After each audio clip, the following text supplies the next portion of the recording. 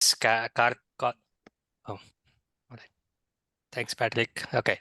So CARC is an organization. CARC is actually consists of multiple different aspects. So it's an organization of several types of RCD professionals, research computing and data professionals. So it's a place for everyone to get together and share their ideas, services, resources. So it's a and then it has different aspects, and the People Network has several different tracks, which is kind of an ongoing year-round conference that is hosted virtually, so that it's open to everyone. So it's the barrier to entry is almost nil. All you need is a laptop, so or a system to join the calls. So for the in this strategy and policy facing track, we are going to be we focus on strategy and policy track, but there are other working groups as well that discuss different aspects of RCD, and then there's the operation team that supports the entire CARC operations. The website is carc.org. So in the People Network, again, I covered this already. It's a year-round virtual conference. And then there's several aspects. So in order to get involved, all you have to do is go to carc.org and find the most appropriate interest group, working group, or People Network call track that you are interested in, and just sign up for the mailing list. You'll start getting updates, and then you can start getting involved more and more with the whole community. Like I got involved in the strategy and policy facing track not too long ago, and then now I'm co-coordinating the call track, this track with Patrick Smith. So yeah, so to get involved, just join our mailing list and come to the events. So that's kind of what I just went over.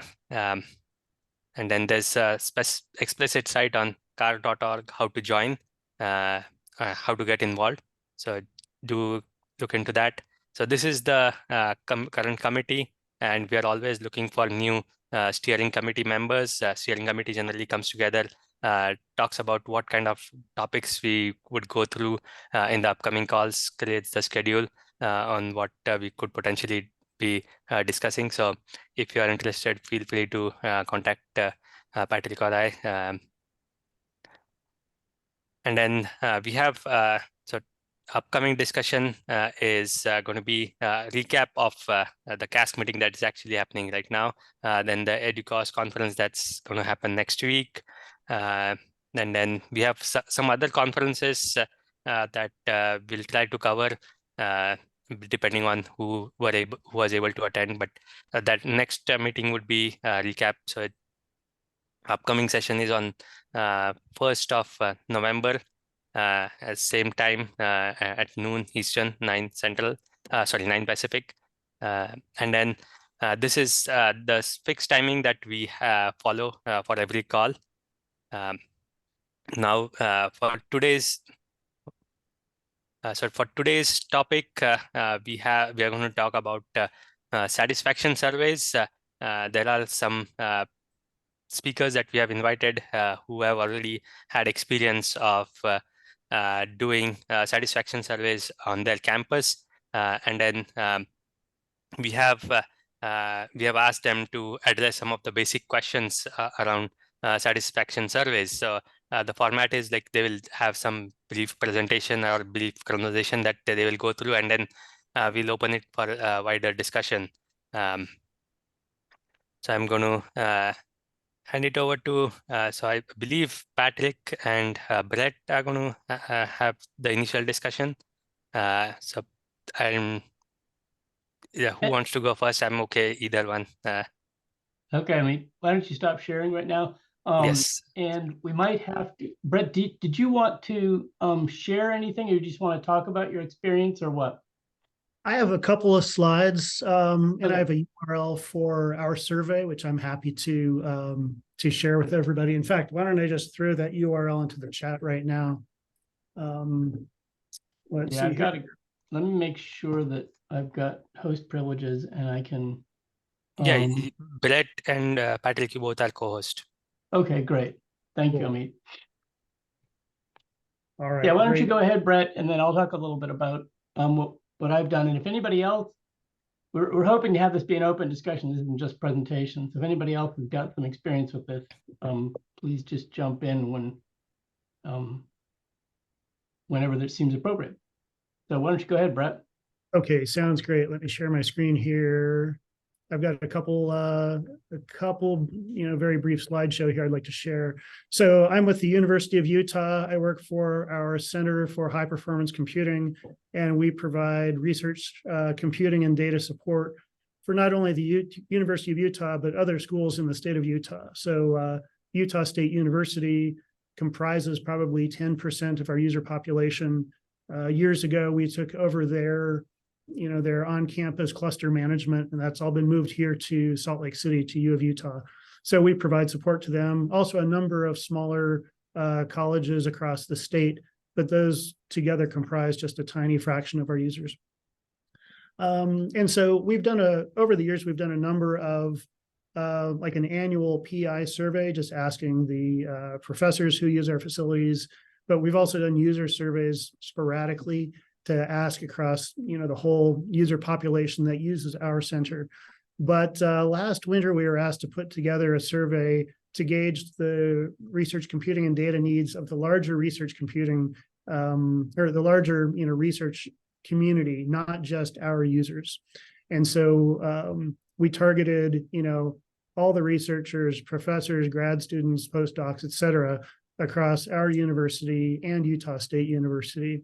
And so we asked about their computing needs, the data storage needs, their data archive needs, and also their awareness and needs for things like, what do you have in your local lab? Is that sufficient? If not, what do you know or use or aware of from the, other resources at your institution? For example, my group, CHPC, or also national resources like Access, OSG, the various national labs. Are there web-based tools out there that you used, whether it's databases, analysis sites, and then finally commercial cloud resources? So that's a hot topic as well. And so the actual logistics of doing this were the following. So we have a university site license for Qualtrics, which is a nice survey running piece of software. So we developed this using our Qualtrics license. The survey was distributed as a single URL. This was not customized to individual users. So there's just a single URL that got sent out. So we approached the office of our VP of Research here at the University of Utah if they would work with us on distributing this. And they very graciously said yes. They have a mailing list of about 6,500 recipients, which includes, all these researchers. And so they were the ones who, so we crafted a letter, they sent it out with this URL saying, please participate. So we tried to do a similar thing with Utah State University, and they were not interested in that. But they said, we'll take your URL and we'll distribute it to various department heads and allow them to make the decision whether or not to distribute your survey. And so that created kind of this weird two-tier style of distribution of the survey, which was not ideal.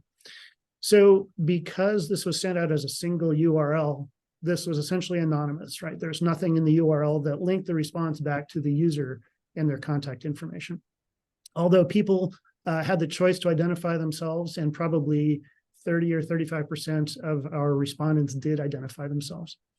We don't know how many people at USU got the survey, so we can't really, talk to the response rate there.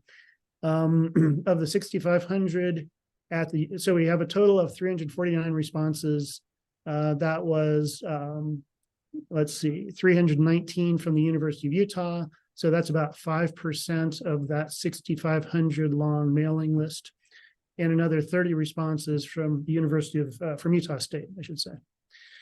So we asked not only about your researchers' current use patterns of different resources, but also their anticipated needs over the next 1 to 3 to 5 years. We asked about their needs for high performance computing and how that's going to grow, their data storage needs and how that's going to grow, and also backup and disaster recovery needs. And so this graphic here shows the responses to the high performance computing question. And so this shows in different colors the responses, their anticipated growth over 1 year, 3 years, and 5 years. So we can see in 5 years' time, people generally think their needs will double or more, perhaps increase by 5 to 10-fold, which isn't surprising, I guess.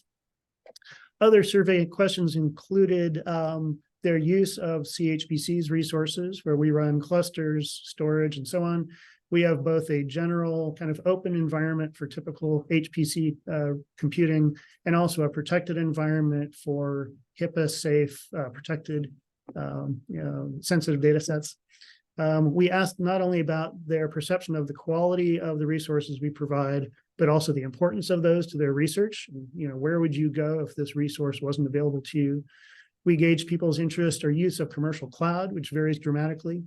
We asked about needs for elevated data protection, including HIPAA, CMMC, FISMA, yada, yada. We run our clusters here in a condo model. So we have a number of CHPC purchased nodes available to people, but also researchers can purchase their own hardware, which we will then add to the cluster. And so through the magic of the scheduler, people have priority access to their own gear, but that gear is available for guest preemptible use by other researchers. So that's been very successful. And we offer both CPU and GPU nodes. So we ask people, what specifically interests you in terms of the hardware and so on.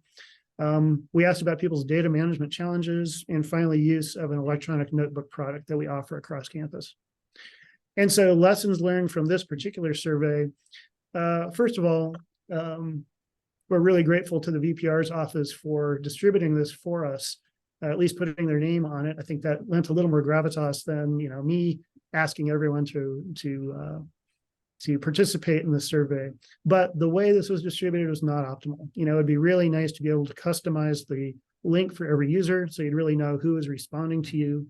And of course, our distribution at Utah State was kind of a mess, so that was not great. We asked people to identify their department affiliation, which is kind of complex across multiple universities. And so rather than investing the time to have, say, a drop-down menu of choose your department, we just asked people to fill in the blank. And that data was really not very, very useful. Very difficult to make categorical information out of non-categorical input like that. So if I were to do this again, I would do that differently.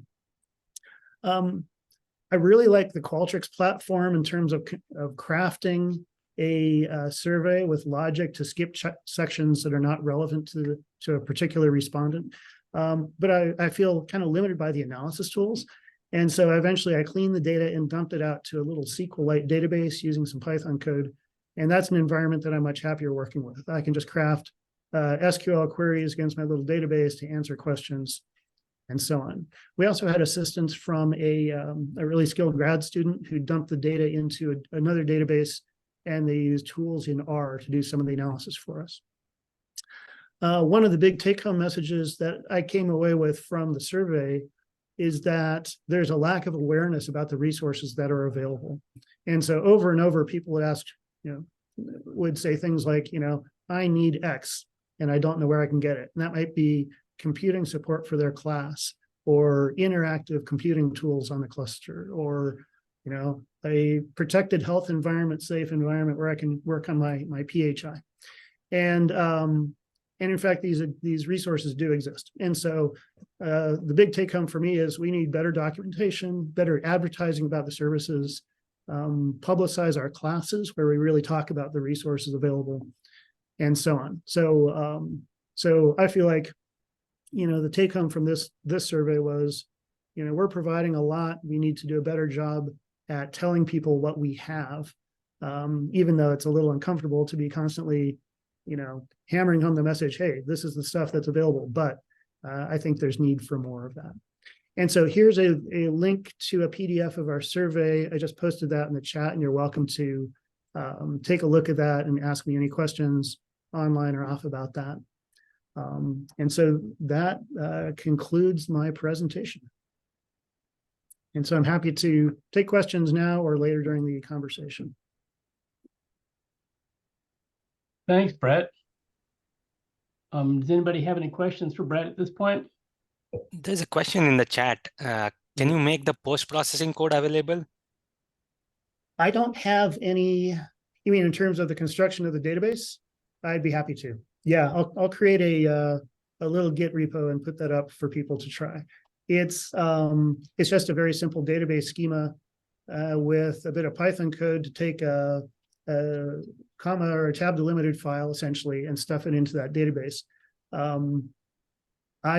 It's a very ad hoc, unpolished solution, but I'm happy to share that with you. And the R code as well is the. I'm not sure if I have the R code, but I will try to find that for you. Any other questions for Brett? Well, if anything occurs to anybody, you can always jump in. What I'm going to share, here's the link. And rather than screen sharing that, why don't you all take a look at that? Can everybody see that PDF that I just posted? Okay. So this started with some work that I did when I was still at UC Berkeley working with the team there, where we were trying to both come up with some of the kinds of metrics that we wanted to report out to the campus, and particularly up to leadership, effectively showing the impact of what we were doing. But we also ended up learning over a couple of years of doing this that there were a lot of other things that we wanted to get out of this. And so obviously we wanted more detailed information about what people were using. We had our own statistics, of course, in terms of the services that people were accessing.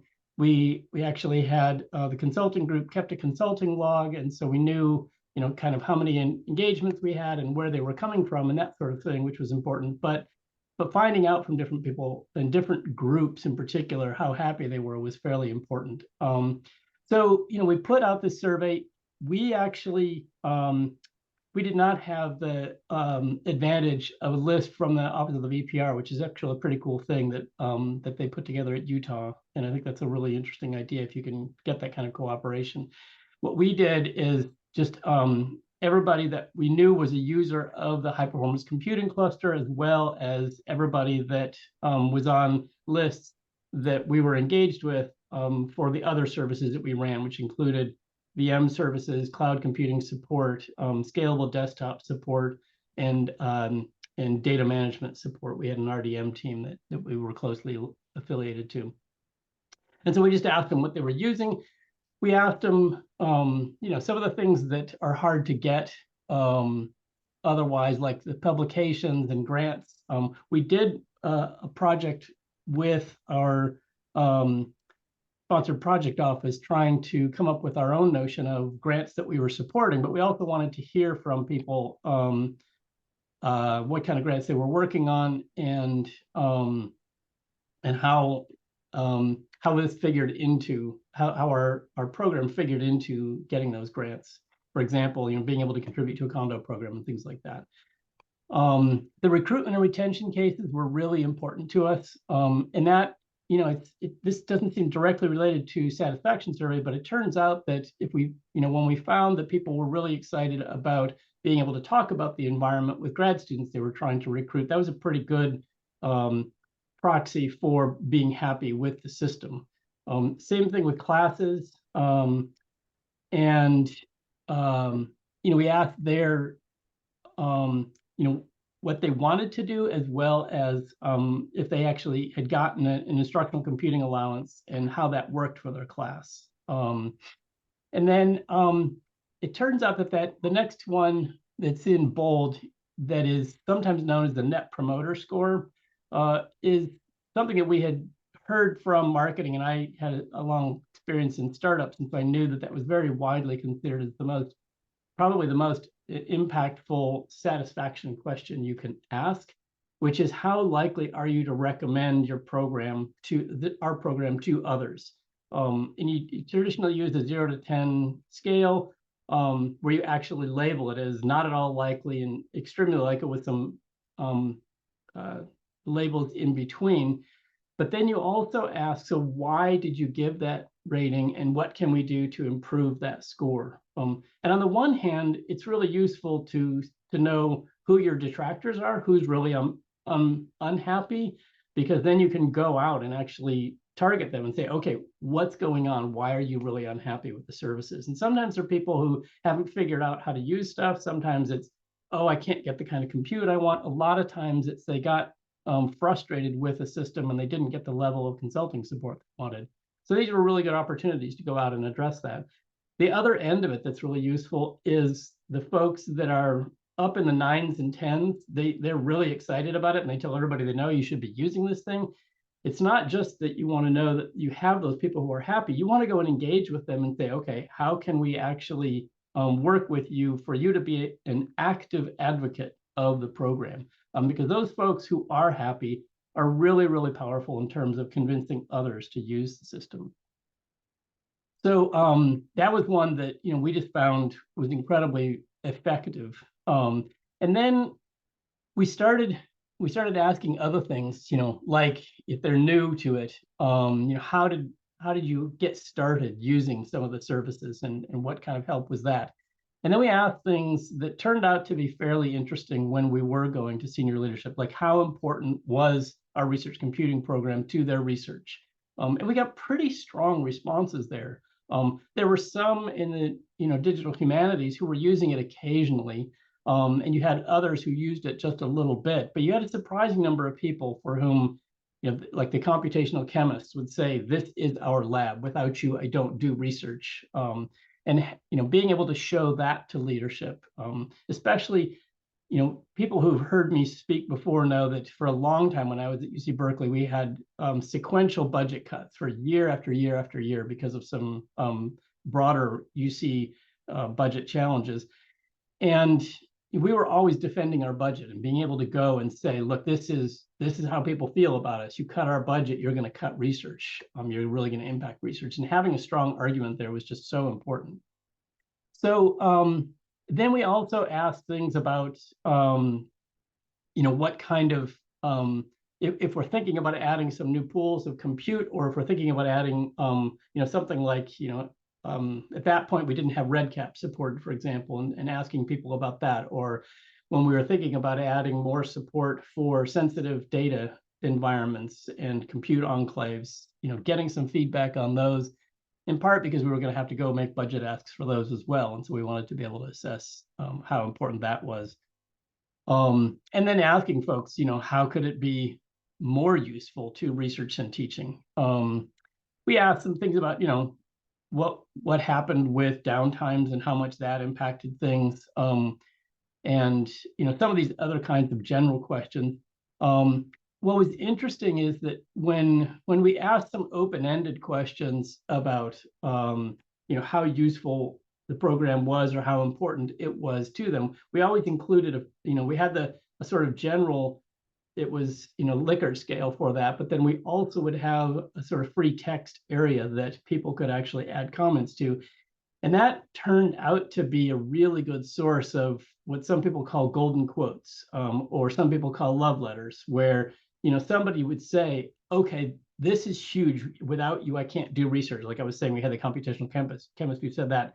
And even if it's, very terse, we would also ask them, Brett talked about having it be anonymous, but they could identify themselves. We let people, we asked if we could follow up with them. And so most people actually did put in their email so that we could do that. And that allowed us to go back to them. And in some cases, we would do interviews or other things, but to gather a richer quote or solicit a kind of love letter endorsement for the program. And those also turn out to be incredibly powerful. And one of the things that I'll mention about that is, we traditionally think about using those for the administration or when you're trying to make the case for budget or something like that. What was really interesting and something we didn't anticipate was that as we started going out and soliciting that input, and one of the things we did, people heard me talk about, we identified either English and journalism and science double majors. So we had an English integrative biology double major. And those were folks we actually targeted and recruited as communications interns who would then go out and interview some of the faculty that we knew were pretty happy with the system or where we had made a big impact and do a little profile of them. And that was really useful on the website. Partly it convinced other faculty that we were actually doing good work. But one of the things that was most interesting about having these various forms of endorsements was that for the team ourselves, it was a really big morale booster, because most of the time you hear from users when they're grumpy about something, and having them say, you guys are awesome. You've made such a huge difference for us. I was able to advance all this research because of what you helped me do. It was incredibly powerful. It was actually a really emotional thing that was really sweet. When the team would see these things, they were really, really psyched and really pleased with having that impact. So that's something that I wouldn't underestimate the value of. It's not just to tell others, it's sometimes telling yourselves that you're doing a good job. So I'd recommend you all think about that. It's a really powerful thing. I'm trying to think of some of the other questions. When we went out, I think that we ended up, over this course of several years, each year we got around a 10 or 12% response rate. One of the things we did is, in a cover letter for it, we really emphasized that we needed this data in order to continue to support the program. And we'd always pushed on trying to develop the idea that this was a co-created effort and that they were partners in helping to sustain the program. And what that meant was that we needed their input, and we needed to know that they were happy with it if we were going to continue to have the kind of support that we needed to run the program. And I think that really helped, especially some of the big users who really depended on it. They would make a point of going out and telling their grad students to go fill this out, and tell some of their colleagues as well. And it wasn't always the same folks. It wasn't the same responses we got every year, but we kept pushing to try to get more. We never got over about a 15% threshold while in the time that I was there. It would have been nice to have more. Having heard, it's interesting that, Brett, you talked about getting a 5% response rate, because I was thinking, wow, you guys had, 300 and some odd responses. That's pretty good. But you had a big pool you were drawing from. So I'd be really curious to know from others if they've found a way to get more responses. We were actually doing this every year, which, I think some people probably got tired of doing it. Part of it was we were trying to socialize the idea that we needed this data every year. Some of the things that were easier to get with the Office of the VPR, with SPO, we were able to get some of the grant info, even though that's a pretty squishy number, because all we could say is we're supporting these grants, not that, we actually enabled the grants. The publications, we in general assumed that we were getting some percentage and extrapolated potentially, how many we were getting. But what was really powerful was to get those recruitment and retention cases. Some of the ones we knew about because we were actually called in to work with prospective candidates, but there were a lot of others we didn't know about, where faculty would say, yeah, being able to tell my grad students that this is what they were going to have access to was a really big deal. And knowing that turned out to be a big lever with the vice provost for faculty, because that was what she really cared about, is how effectively we were recruiting faculty. And we were able to make, when we gave her that number and showed her how much of an impact we were having, it made her more of an advocate for our program within the cabinet and so forth. So sometimes it's, figuring out, okay, who has influence and what do they care about, and how do you take numbers to them? I'm trying to think if there's anything else we were talking about. We talked a little bit about why they should participate and how and contribute. And we've talked a little bit more in past talks about metrics and impact surveys, impact reports, and stuff like that. So I think that's everything that I can think of to talk about. If anybody has any questions, I'd be happy to answer. All right. Thanks, Patrick. So I actually had a question, I guess, for everyone. when you do these surveys, there's power users and then there's regular users. So do you weight average your responses, giving higher weightage for folks who are in a position or who have more influence on the way I guess your reporting chain, higher up in the reporting chain, do their decision making, as opposed to just flat out averaging same weight for everyone? Well, we asked them what their role was, but the interesting thing is, because we wanted to be able to say faculty versus grad student, but in many cases, it's not clear that the faculty are actually the power users. They hold some more sway in one sense, but it's the grad students who are running all the code, right? It depends on domain as well. In the humanities, they don't have a raft of grad students who are doing computational methods. It's often the faculty themselves who are trying to figure stuff out. Social sciences is somewhere in between. We did ask them about the role, but we didn't think about weighting. We looked internally at, okay, how are we doing with faculty versus grad students? But I don't remember there being a big distinction, because I think in general, the faculty kind of hear from the grad students, are you happy or not? Yeah. Oh, I'm sorry, Patrick, go ahead. I was just going to ask Brett what you found. Oh, yeah. So in our surveys, we also ask respondents to identify themselves in terms of their role, PI, faculty, PI, grad student, or whatnot. But there are plenty of PIs who don't touch the computers at all. And there are plenty of PIs who are writing their own code to do their own stuff. And so it really varies, depending on the individual and on the department. And I wanted to agree with Patrick on his previous comment about the morale boost from the positive anecdotal comments you get in these surveys. It is really powerful. Just what amazing, there are people who feel very strongly about the value of, shared high performance computing resources and things like that. And it feels fantastic for the team to get that feedback. Scott, go ahead. I was just going to say the results from, the neutral to positive comments that we get from the survey results when people interact with the National Canadian Provision of Service are summarized in a table and shared with the entire team in one posting. And so many times you will see the same names being called out, and that is positive feedback to all the staff, because they can see that there are people, like Patrick said, where this is their laboratory. This is the only way they get their research done. And the fact that sometimes they get responses on a Sunday afternoon, they are blown away because they don't get that from their local IT. Yeah. I mean, I think some of the things that Brett was talking about of, soliciting, where do you think compute is going? When I've worked at other campuses, it's often one of the biggest issues that we're trying to tease out.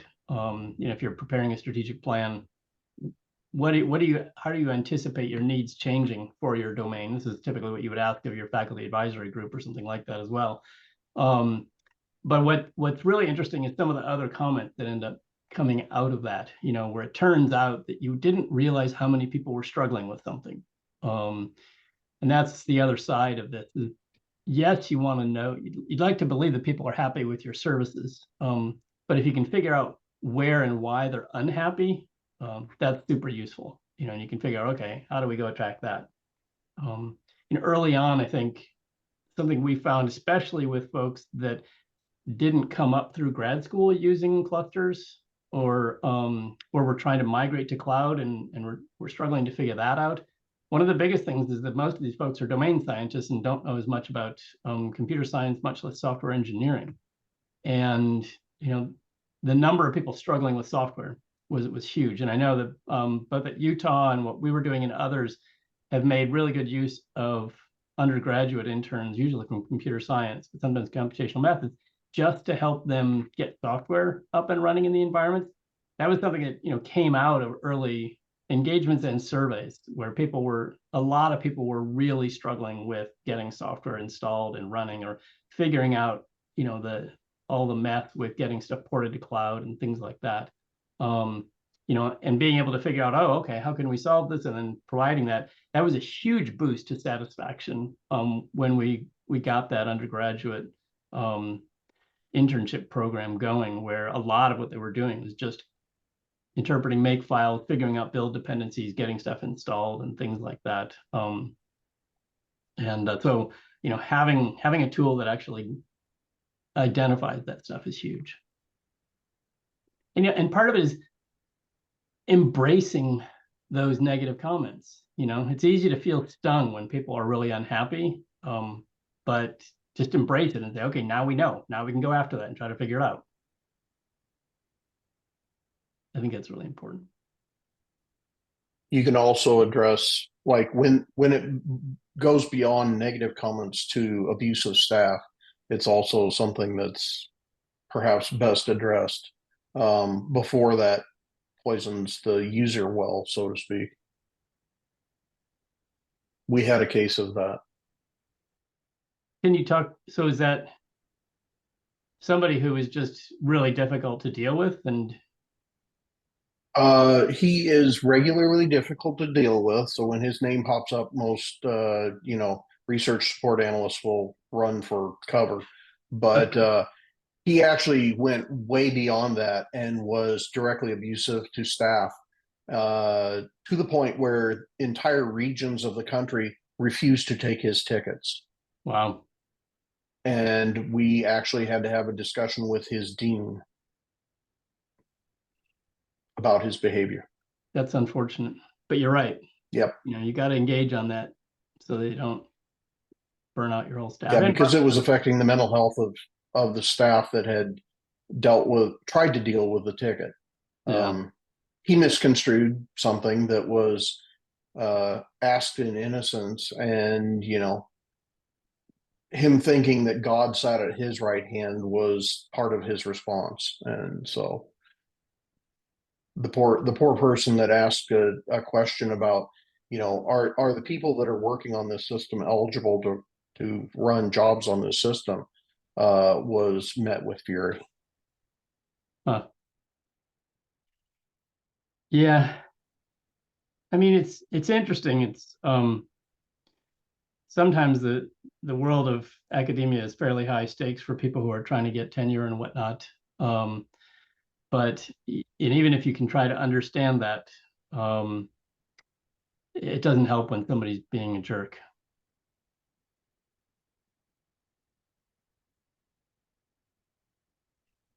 Yes, Maureen, go ahead. Yeah, sort of along those lines of dealing with kind of difficult, I guess, end users, is how do you manage when people come to you with, as you just mentioned, deadlines? They're trying to get grants, they're trying to meet, maybe a publication, to get something out that's going to really require a lot of effort on your team, sort of above and beyond kind of what the normal flow is. Do you have a policy around that? I mean, we're just kind of dealing with it in an ad hoc fashion, but I haven't found a good way to manage that.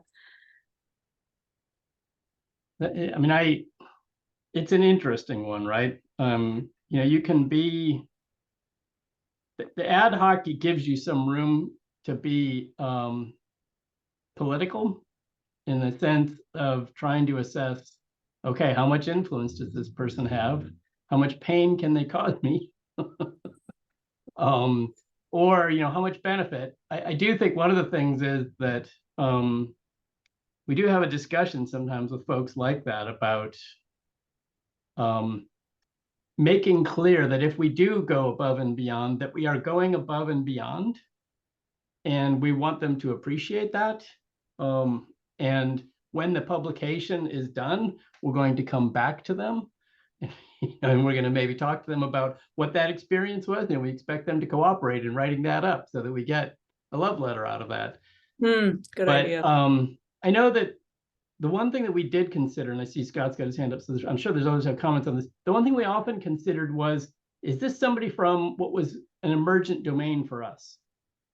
So we had somebody from Egyptology who was trying to do photogrammetry And, these photogrammetry runs on these big images of museum objects were taking weeks on her laptop or workstation. And, we did a lot of work to actually get that going on GPUs and set up a Jupyter notebook because she didn't like dealing with the cluster. And so we set all that stuff up. And, it got her down from 3 weeks to like a 15-minute run on these photogrammetry things. And it was huge for her. And, she was so excited. And we recognized, okay, this is going to be a really useful case of, how can technology actually make a big difference in a humanist scholarly workflow. And so that was one that we thought was strategic for us as a program, because that was going to be useful to tell that story, both to the deans, but as well to other humanists. Say, hey, it isn't just playing with stuff. You could actually really achieve some interesting new things. So I think that was what the calculus, maybe because of my experience in startups, I was always thinking about, sort of the strategic impact of helping somebody that way. But I don't know, Scott, you got your hand up, or Brett, how do you guys decide that? Yeah, Scott, you want to go ahead? Sure. Very briefly, the national systems, you get an allocation, which is actually a prioritization. It's not actually a bank account you draw on. And we can offer people bursts. So if they come to us and say, yeah, I've got 400 core years allocated to me, but I need to use a lot of it here in October, but I won't be needing nearly as much in November through March, then we can give them higher priority. The challenge is when a field has a conference, like the AI fields, machine learning has, conferences that almost everybody tries to go to all at the same time. And so, they may try not to do anything for most of the year. And then all of a sudden the entire field is trying to get on there. And we explain to them, that is not how this works. There's not an infinite number of CPUs available 2-3 weeks before your particular event. Yeah, we have some discretionary, computer time that we can reallocate for kind of those bursts in activity. Something we've been looking at too is, the ability to like burst to the cloud, so that if our on-prem resources aren't sufficient, someone can, move their job off-site. And of course, it'll cost more, but it'll get done more quickly. And that's not a trivial thing. We've found there are some workflow tools that can make that simpler, but it's really not a trivial thing to do. Another thing that we found effective is to really look for inefficient use. And those are situations where you can make a big impact on, sort of the efficiency, the efficacy of the computing those people are using. We saw a group that was burning through their allocation in no time at all, and they weren't getting what they had done. So we looked at their workflow and found that, the way they were using the machines, they were using just a tiny fraction of the computing available during the period of time that they had the machines. So, those are opportunities for big wins where particular teams are concerned. But I'm curious, how did you make, like, especially if it was going to be something where you're going to have to get involved, whether it's, looking closely at a workflow or, whether you've got to reallocate resources. How did you decide when you would do that and when you might not, and how far you would go for somebody?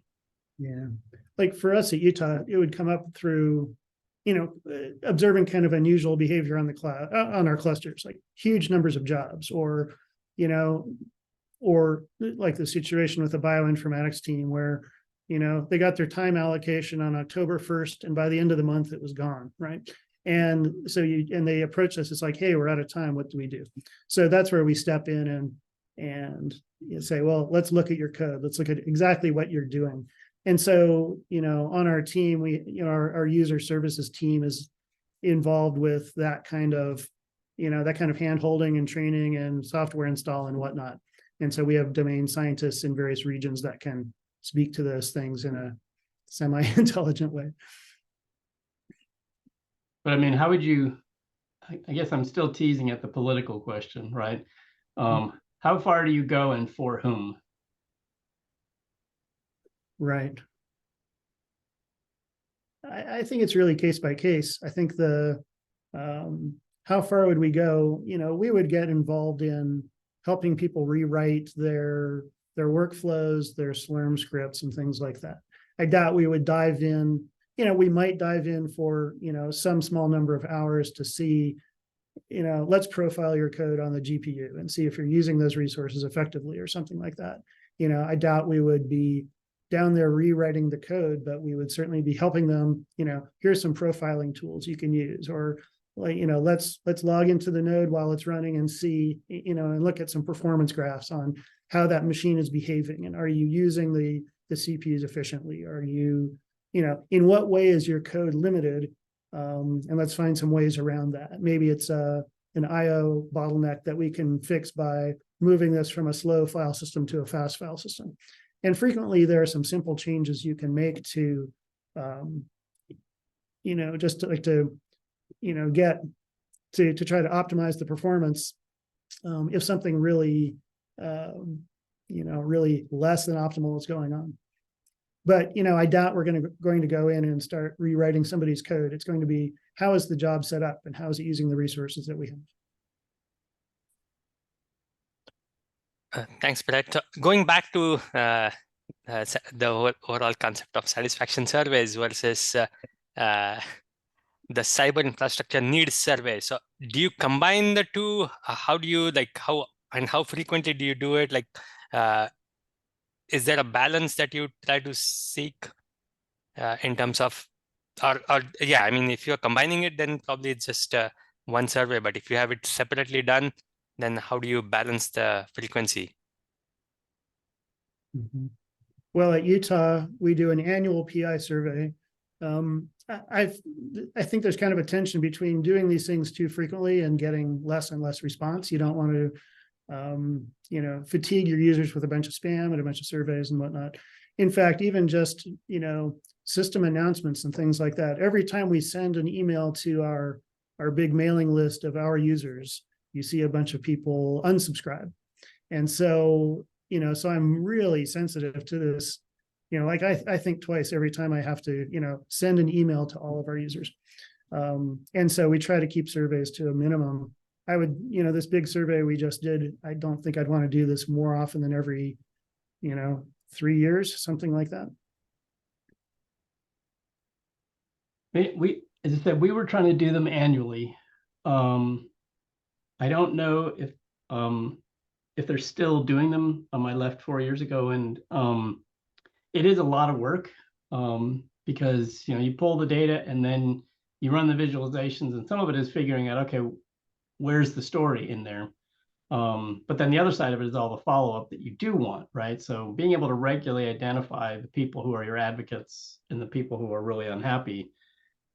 That's the one thing. I agree with Brett that there is a survey fatigue element, and that's always a challenge. On the other hand, waiting 3 years to find out who's really unhappy or who's really happy, something that for us, we felt uncomfortable with. We wanted to try to get people to answer it. And I don't think the same people answered every year. I think some people that answered last year might have said, oh, I don't have time for this year. When we look around a little bit, it's interesting, for example, that the EDUCAUSE core data survey goes every year, and they get a pretty huge response rate every year. And a lot of organizations have just sort of built in the idea that, they have to spend some time filling that out. And now, we were trying to sort of socialize the idea that this was an annual thing that we needed from them.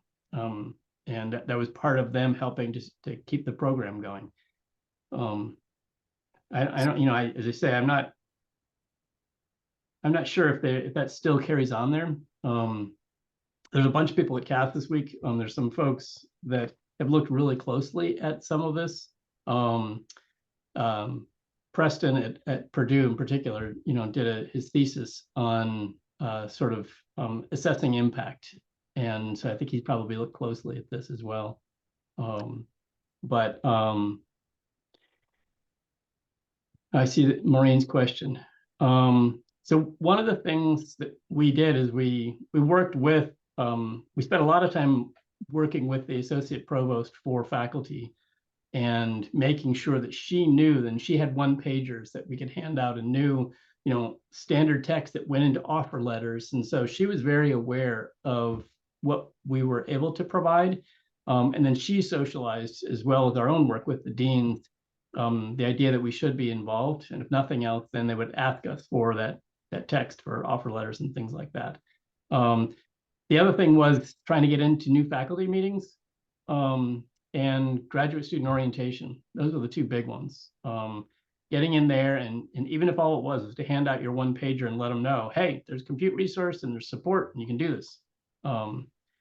It's work, and hitting all those different graduate student orientations was probably our biggest challenge in figuring out, okay, how many of these can we do each year? There was like 80 departments at Berkeley, and we were just trying to hit them every couple of years to make them aware. So, Scott? Yeah, the new faculty is a challenge because even our VPRI typically doesn't know when a new faculty member is hired until they get an initial grant set up. And it's, months after the person was hired, which may not be optimal for orienting them to all the services that are available to them. But when we do become aware of those, I send my digital grant advisor out to orient them to the resources that are available to their research programs for free. We love to get them in there before they actually start, spending money out of their startup grant on computers beyond, say, workstation or desktop, because we can arrange for that in, a cloud environment for free. So it's a question of like your organizational awareness of when faculty are hired. Grad students, we have a new grad student orientation that all grad students have to take. It assures that they are, capable of going in and teaching, laboratory sessions with a sufficient level of English. So we can insert things that way, and it's not a departmental thing. There's another question in the chat. Leading up Um, to the survey, yeah, go ahead. Yeah, we sent out a big note basically when we launched the survey, and we sent out emails, and we weren't gathering anything that was subject to IRB, and so we didn't have to have big disclaimers. I think we kept it open for about a month, and we pestered people probably, I don't know, 3 or 4 times to try to get them to actually complete it. And a lot of it was that pitch of, hey, if you value this service, we need your feedback. So what time of the year did you send it out to? Like during, when did you find that, during fall we get the best response, or was there some specific period? I think we ended up doing ours in the summer. The idea being after the end of the main terms. And that worked out reasonably well. Yeah, we did our large survey in February. I thought that was a reasonable time to do it. We sent out a big notice with the survey and then 2 subsequent reminders after that. Each one would get a smaller blip in the graph of the returns. Those definitely work, but they've got a really short window of effectiveness. So you might see, so you'll send a reminder email, you'll get a lot of responses over the next 2-3 days. And then again, nothing after that. So those are very effective. I think we sent out, after the initial large announcement, I think we sent 2 reminders following that. Yeah, and I think one of the things we did is we targeted faculty members and asked them specifically to go talk to their grad students and get them to fill it out since they were the actual users. I think that helped a little bit. And everything Brett said sounds just like our experience. I'm sure there's a science of this that we haven't really glommed onto, but I think it's, there's this real tension between trying to get a response and just trying to, not anger the people you're working with too much. Yeah, I remember we toyed a lot with trying to figure out how to cull all the people who had responded from the mailing list. Ideally that's what you do. It's a little non-trivial. And that was, okay, how much time do you have to devote to running the survey? So That was a downside to the anonymous nature of our survey, right? We had a single URL. We couldn't tell who responded. So it was really difficult to call those responders from, from our follow-up email list. And that would be ideal, right? If you could stop spamming the people who already took your survey, that would be great. Yeah. Yep. Well, and and be able to thank them. Yeah, for sure. I think that's what we ended up doing is we put a big thing up there. If you've already filled this out, thank you very much. And then they knew, okay, they can ignore the rest. I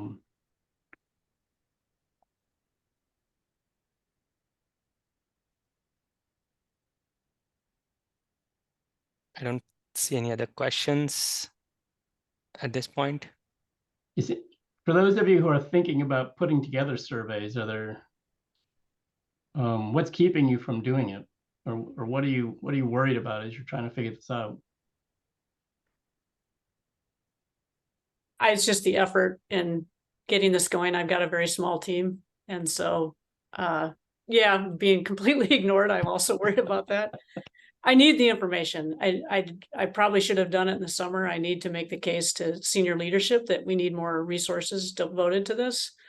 It's just with a very small team, we're trying to just, we're trying to serve their needs right now. And it's hard to find that time. I mean, I think, hopefully getting some examples will make it a lot easier. Yeah. Because I think that's part of it. Is we've heard from other people, they just don't know what to ask. And that was part of why I know that several folks were trying to gather more examples. And I put the link in the drive to a few others that were contributed. So that's in the session notes. If anybody wants to go follow that, there's a few other examples of what people have done. So hopefully that makes it a lot easier. Yeah.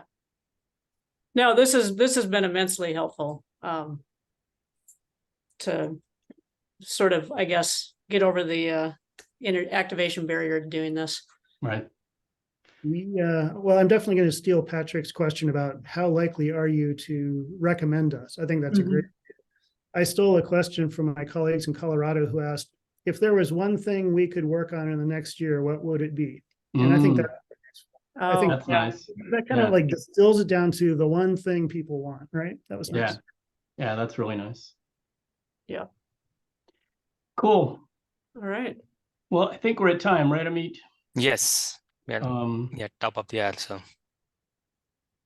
thanks everybody Thank for you. coming. Thank you for the contributions from the speakers. Hey, my pleasure. Thanks. Good to talk to y'all. Yep.